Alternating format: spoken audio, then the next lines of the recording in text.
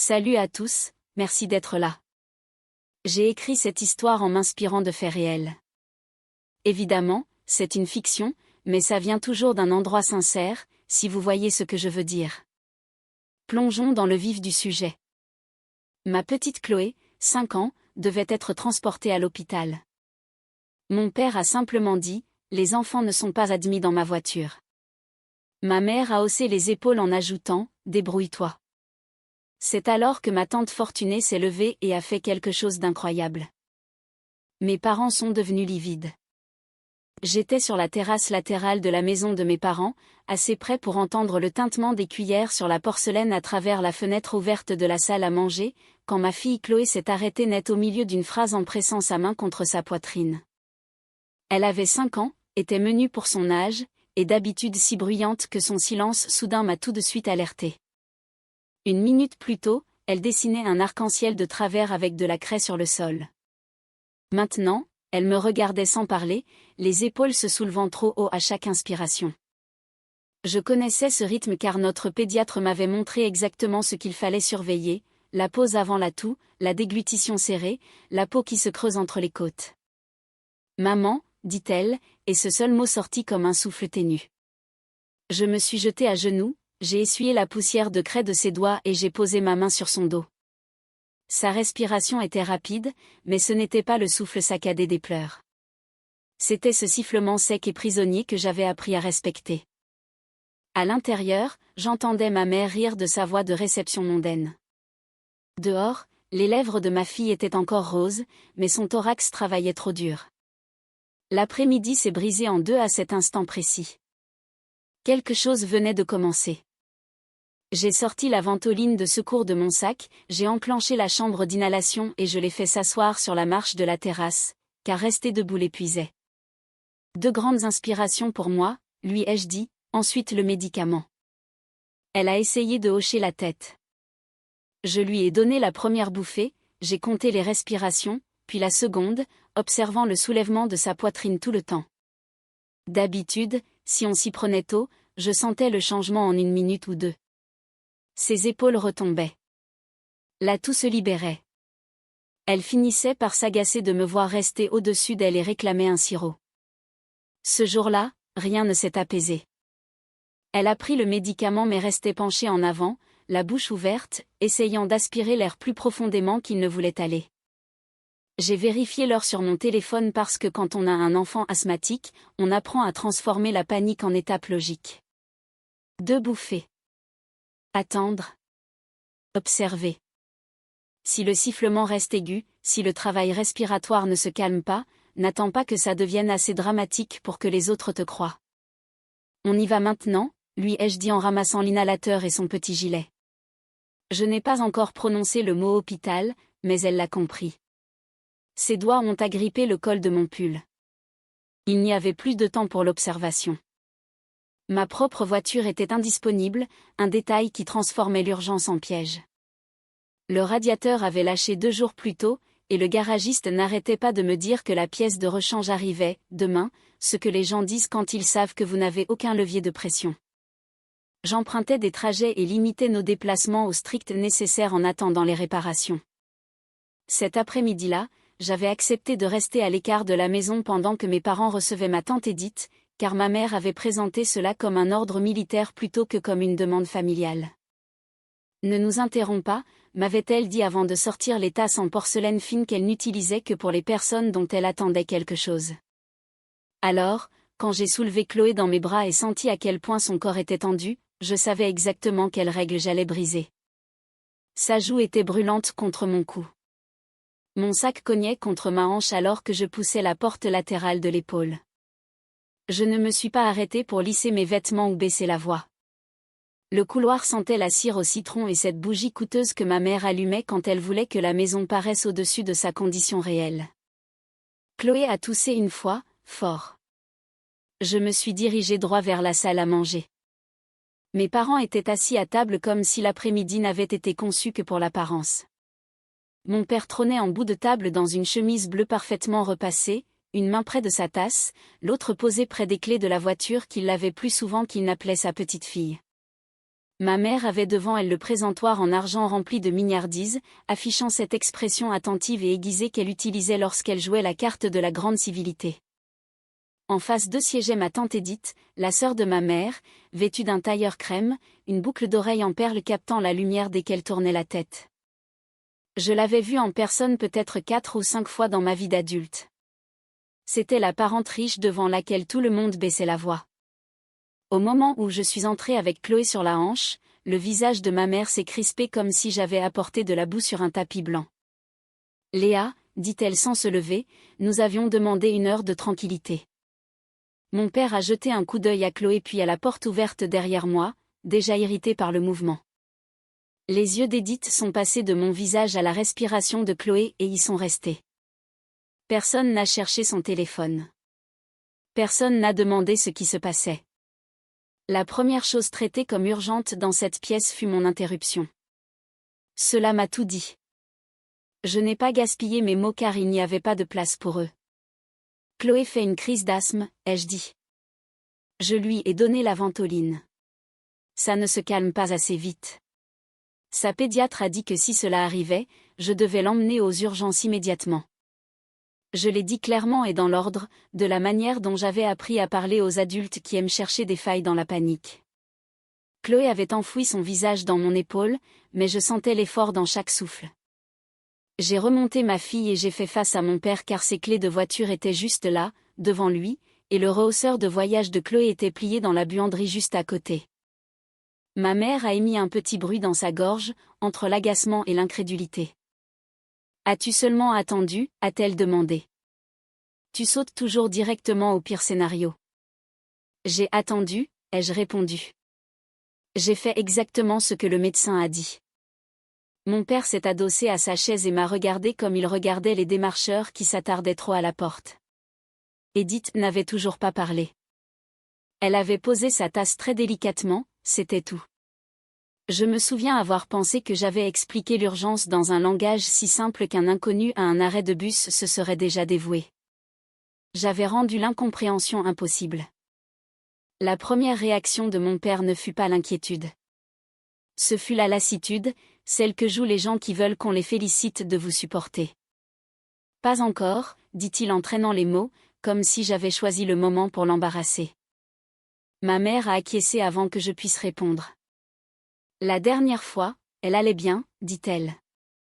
Nous avons passé toute la soirée à tout réorganiser, et finalement, ce n'était rien. La dernière fois avait été une visite de 3 heures aux urgences pédiatriques avec une nébulisation et une prescription de corticoïdes. Mais dans leur version des faits, la seule souffrance qui comptait était leur propre dérangement. Elle ne va pas bien maintenant, ai-je dit. Chloé a laissé échapper une toux rauque contre ma clavicule, un son trop dur pour être ignoré, à moins que l'ignorer ne soit précisément l'objectif. Ma mère a grimacé, non pas d'inquiétude, mais parce que cela gâchait son après-midi soigneusement orchestré. « Emmène-la au moins dans l'autre pièce », murmura-t-elle, jetant un regard vers Édith comme si l'impolitesse ici résidait dans le bruit de la détresse. Mon père a ramassé sa serviette et l'a lissée sur son genou. Le calme de ce geste a glacé quelque chose en moi. Ils n'avaient pas peur. Ils étaient simplement irrités que l'urgence arrive devant un témoin. Cette différence était capitale. Je me suis approchée de la table. « Alors conduis-nous », ai-je dit. « Ou donne-moi les clés et j'y vais moi-même. » J'étais assez près pour voir le reflet du lustre dans le bois poli et la trace légère où mon père avait posé sa tasse. Ma demande ne pouvait pas être plus simple. Il n'a même pas regardé Chloé en répondant. Il a posé 2 doigts sur ses clés comme un homme protégeant un trésor et a dit, du même ton calme qu'on utiliserait pour citer un règlement de parking, « Les enfants ne sont pas admis dans ma voiture. » Pendant 1 seconde, j'ai honnêtement cru avoir mal entendu car la phrase était si monstrueusement disproportionnée par rapport à la situation. Même Chloé l'a regardée, confuse. « Elle doit aller à l'hôpital », ai-je répété. « Alors appelle quelqu'un d'autre », répondit-il avec un léger haussement d'épaule, presque ennuyé, comme si je demandais une faveur qui risquait de tacher ses sièges en cuir. J'ai regardé ma mère, espérant un sursaut d'humanité de dernière minute, un réflexe de grand-mère. Elle a seulement pincé les lèvres, puis a tendu la main vers la théière comme si la conversation devait reprendre son cours. La respiration de Chloé râpait contre mon cou. Mon père venait de transformer mon enfant en une infraction au règlement. Il disait cela comme une politique établie, pas comme une sentence sur un enfant en danger. Ma mère a versé du thé dans la tasse d'Edith d'une main qui ne tremblait pas, comme si c'était encore un après-midi ordinaire. « Débrouille-toi », dit-elle. Aucune douceur, aucune excuse, même pas la version hypocrite que les gens utilisent pour se donner le beau rôle plus tard. Elle aurait pu me dire de gérer une panne de batterie ou un pot de confiture renversé, c'eût été le même ton. Elle n'a pas regardé le visage de Chloé une seule fois. Je suis restée là, tenant ma fille, et pendant une seconde éternelle, la pièce est devenue silencieuse à l'exception du sifflement pulmonaire de Chloé et du petit cliquetis de la porcelaine. Edith ne m'avait pas encore défendue. Elle ne les avait pas imités non plus. Son visage restait illisible, comme si elle prenait toute la mesure de ce qu'elle entendait, ce qui, d'une certaine manière, rendait la chose encore plus pesante. On m'avait prévenu pendant des années qu'elle n'aimait pas les enfants, qu'elle détestait le désordre, la faiblesse, et les femmes qui n'avaient pas organisé leur vie selon des lignes nettes et coûteuses. Alors, tandis que ma mère me disait de résoudre cette urgence sans eux, je sentais une seconde humiliation s'abattre sur moi. Cela se passait devant la seule personne qu'ils avaient passé toute la semaine à qualifier d'importante.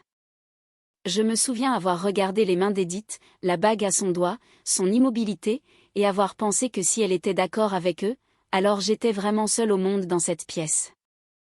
Le silence peut être un verdict quand les mauvaises personnes le contrôlent. Ce silence-là était le pire. La colère et la peur ne sont pas théâtrales quand elles vous frappent ensemble. Elles vous rendent très pragmatique, très vite. J'ai changé Chloé de bras, j'ai sorti mon téléphone et j'ai vu qu'il n'y avait qu'une seule barre de réseau car la maison de mes parents se trouvait dans une zone blanche à la lisière du quartier.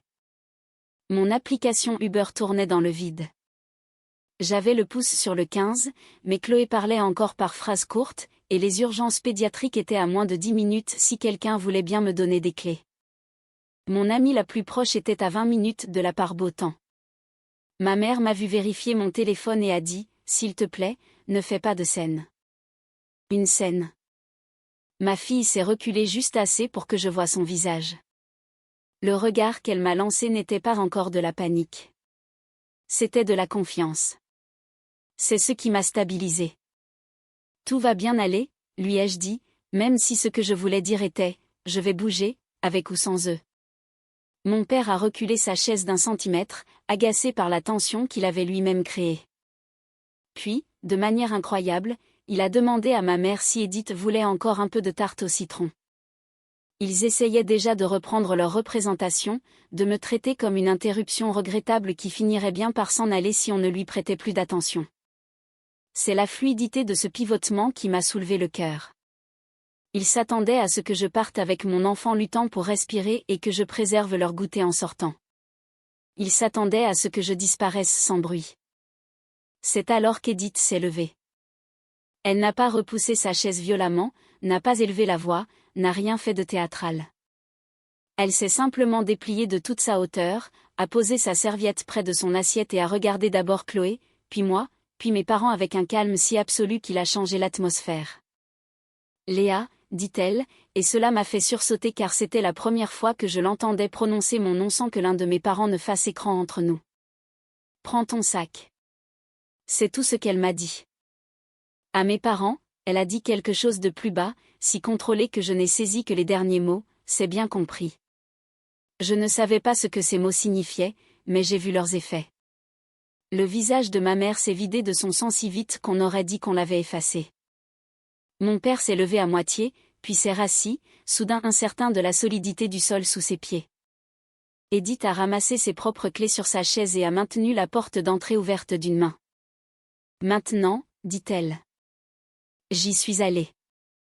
J'ai attrapé notre sac et le rehausseur de Chloé près de la banquette en passant par la buanderie. Edith était déjà à mi-chemin de l'allée, partant du principe que j'avais du bon sens.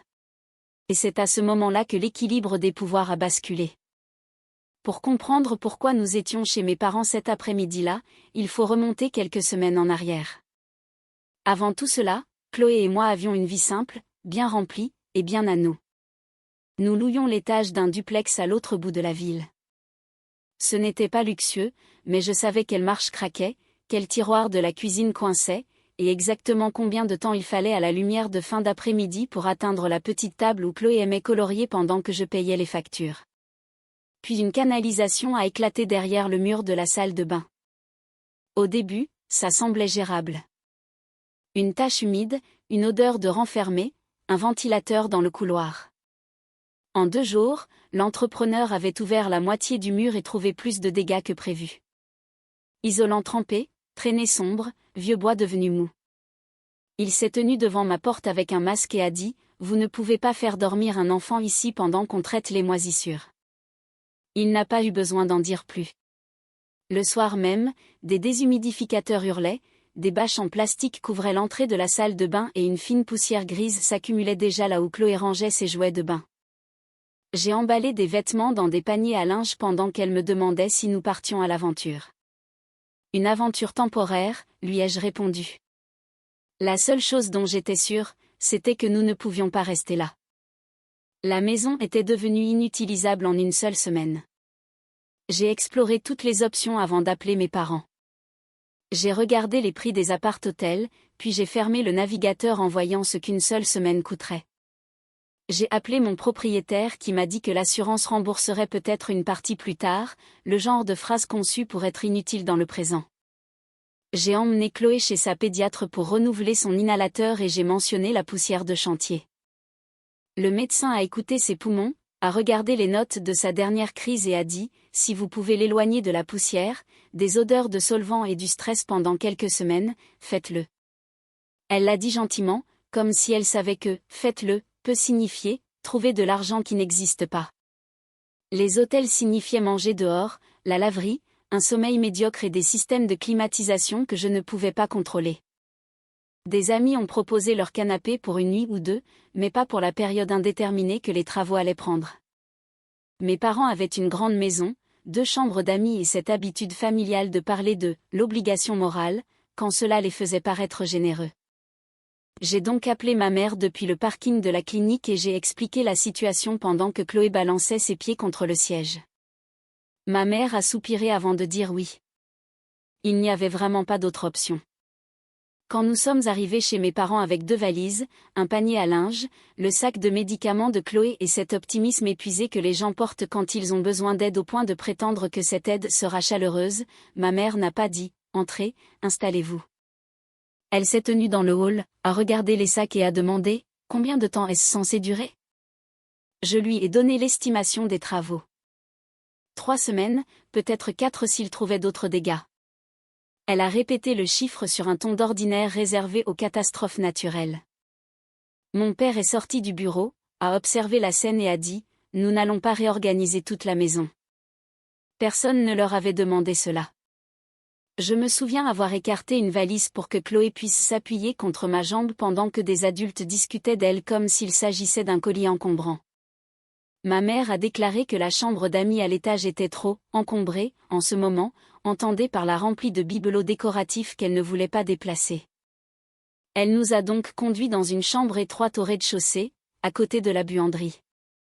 Il y avait un lit de camp, une lampe sur pied et une odeur de tissu renfermé. Chloé a souri quand même et a dit « C'est comme faire du camping ». Ma mère l'a corrigé « Non, ma puce. C'est temporaire ».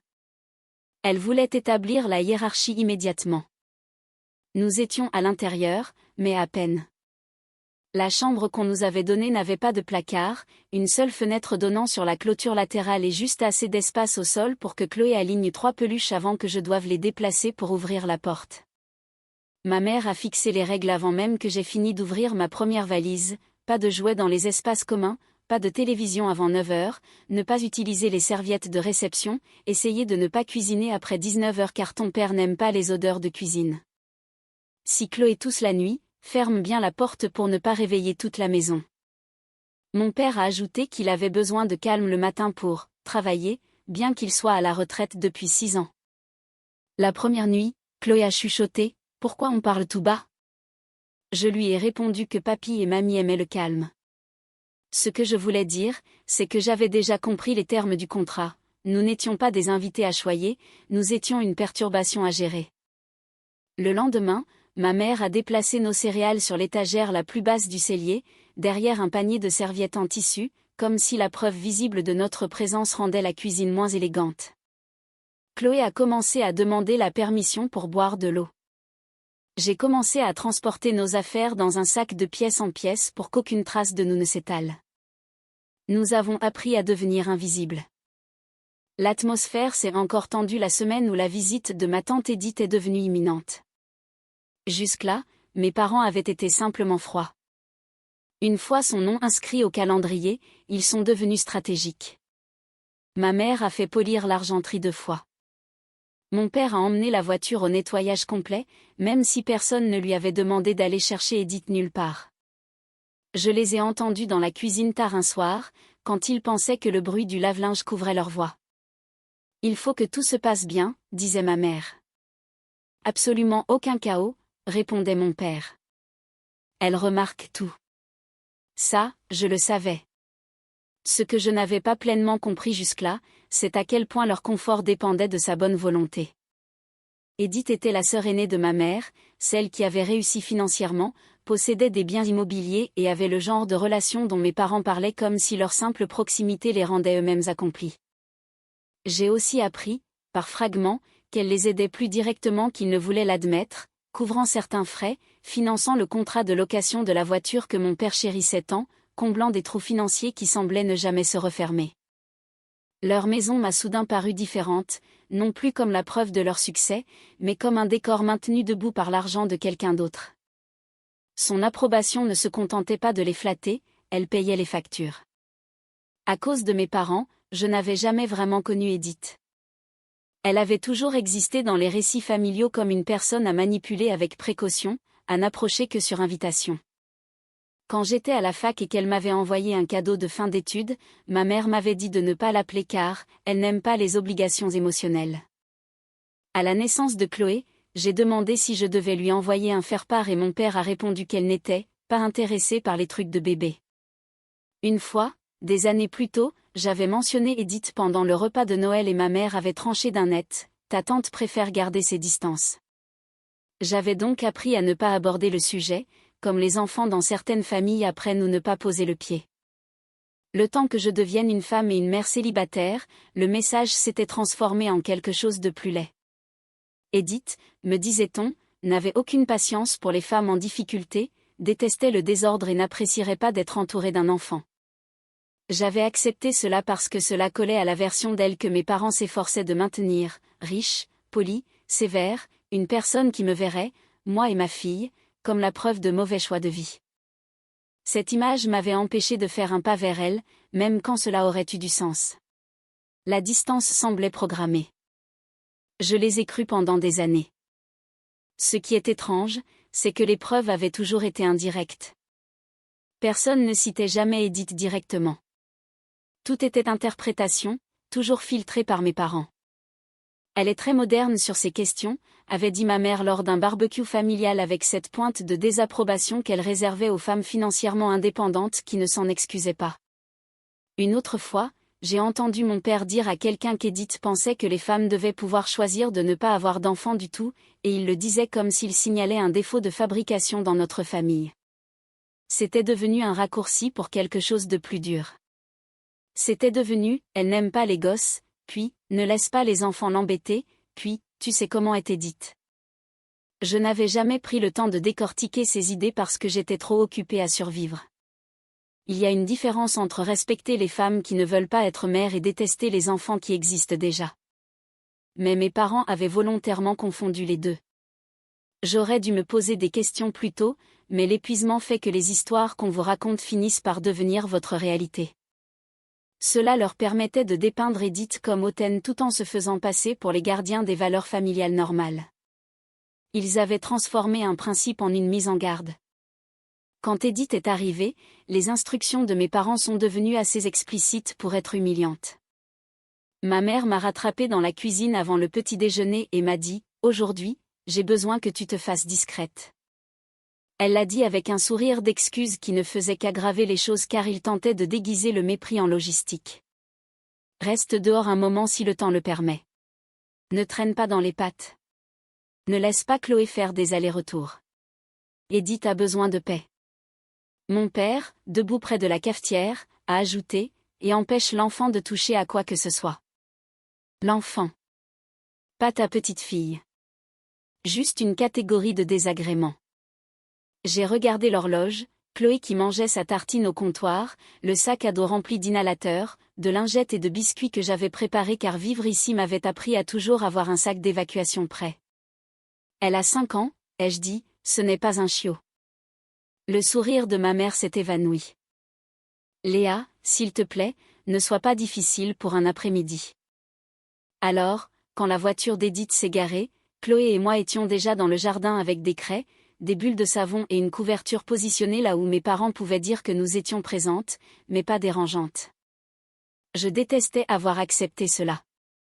Je détestais à quel point cela commençait à sembler normal. Ils nous avaient assignés au jardin. J'y restais parce que partir en colère n'aurait pas produit un meilleur toit ce soir-là. C'est le calcul que la dépendance vous impose.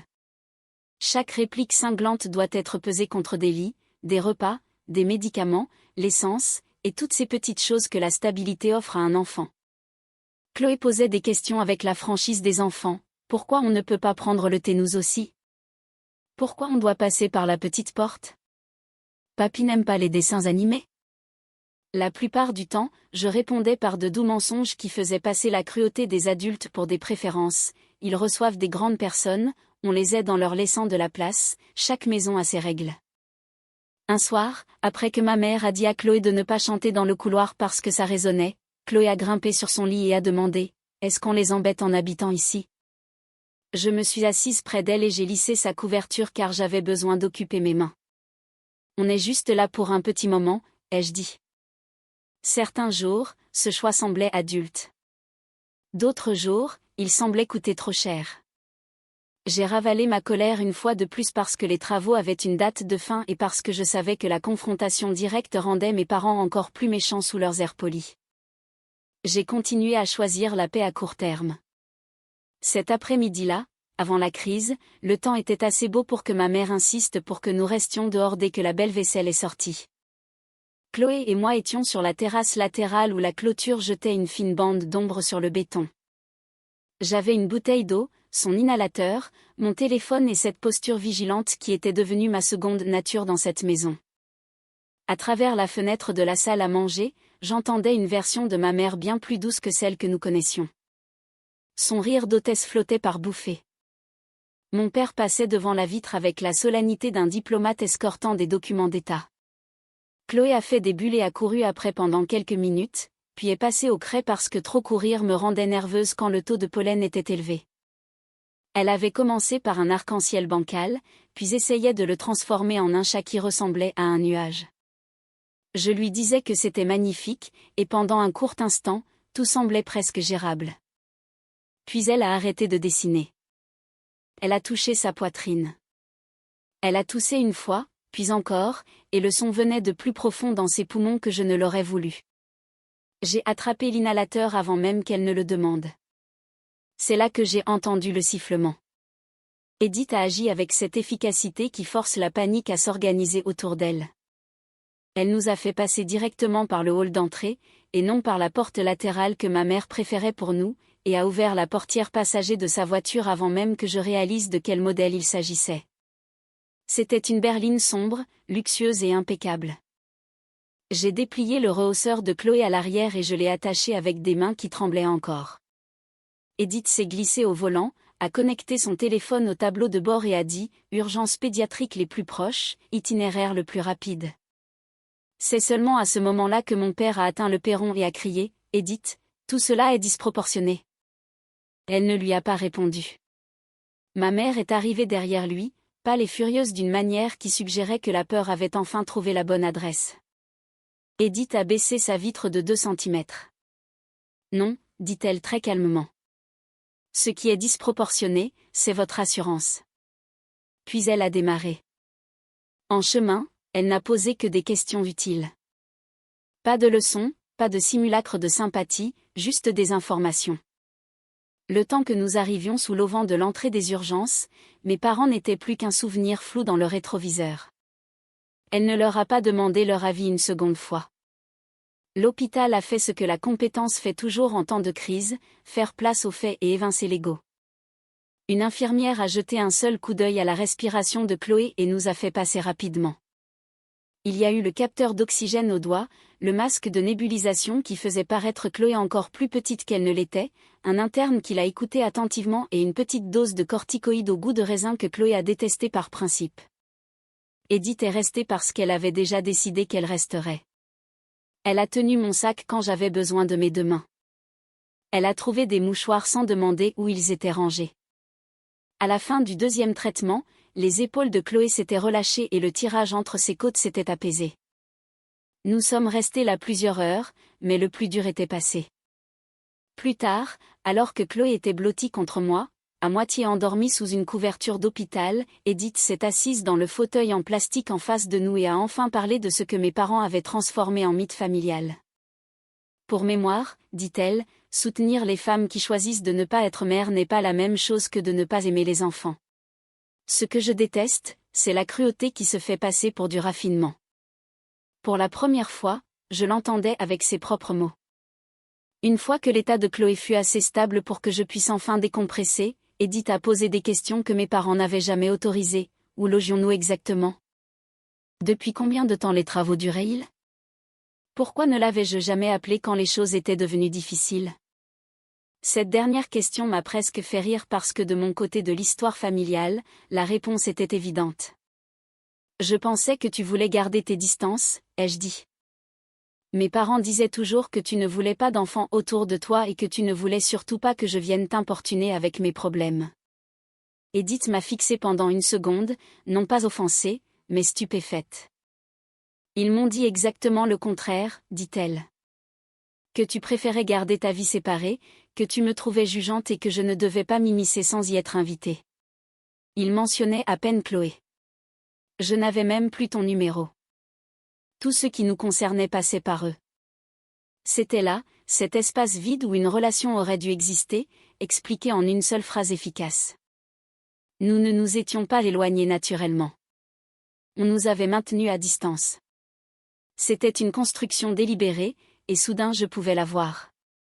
Edith m'a raconté qu'elle avait demandé plus d'une fois au fil des ans si j'allais bien, si j'avais besoin d'aide concrète, et qu'on lui avait répondu que je tenais trop à mon indépendance pour apprécier son ingérence. Ils ne nous avaient pas séparés par accident. Ils avaient géré cette distance avec soin. Au moment où les papiers de sortie furent imprimés, Edith avait déjà pris sa décision. « Chloé et toi venez chez moi, dit-elle. Pas pour ce soir. Pour de bon. » J'ai commencé à protester par habitude, mais elle m'a coupé. « Ta fille a besoin d'un air sain et d'adultes qui ont du discernement, dit-elle. J'ai les deux. » Dans sa maison, moins ostentatoire que celle de mes parents et bien plus confortable, elle nous a installés dans une vraie chambre d'amis, a posé des serviettes propres sur le lit et m'a tendu un chargeur de secours. Puis elle a passé 3 appels téléphoniques dans son bureau avec la porte ouverte. J'en ai entendu assez pour comprendre les grandes lignes, et plus tard Edith a complété les détails. La maison où vivaient mes parents appartenait à une structure familiale qu'elle contrôlait. Le contrat de location de la voiture de luxe que mon père gardait comme un joyau était payé par un compte qu'elle alimentait. Ce soir-là, elle a mis fin à l'aide mensuelle. Mes parents ont réagi comme les gens le font quand une structure privée s'effondre sous une lumière publique, indignation, reproche, révision frénétique des faits. Leurs appels à Edith sont restés sans réponse. Le groupe WhatsApp de la famille est devenu très silencieux après cela.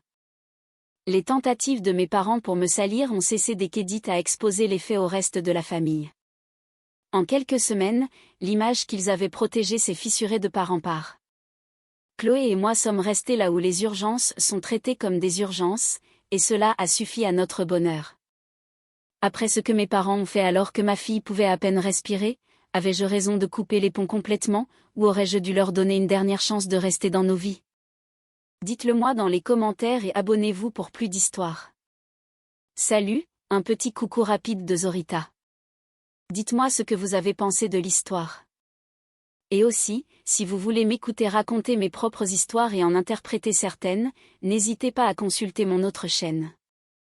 Il devrait y avoir un lien dans la description et probablement quelque part sur l'écran.